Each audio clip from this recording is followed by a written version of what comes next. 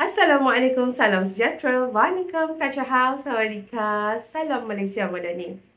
Hari ini saya ingin mengajak semua ibu bapa, guru-guru dan masyarakat untuk membuka mata tentang satu isu yang makin membimbangkan, iaitu penggunaan media sosial oleh anak-anak di bawah umur 16 tahun. Kita lihat pada hari ini ramai remaja yang terlalu terdedah kepada dunia media sosial. Daripada bangun tidur sehingga ke waktu malam, skrin telefon menjadi teman utama mereka.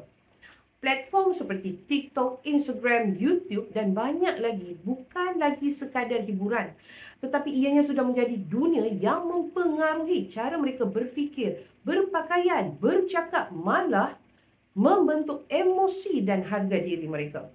Masalahnya, ramai yang masih terlalu muda untuk menapis apa yang mereka lihat, apa yang mereka dengar. Kita dengar kes buli cyber, fitnah rakan sekolah, body shaming. Malah ada yang terjebak dengan aksi lucah serta cabaran berbahaya di media sosial. Lebih parah lagi, remaja mula hilang fokus pada pelajaran, sukar tidur, cepat marah dan ada yang tertekan sehingga membawa kepada masalah kesihatan mental.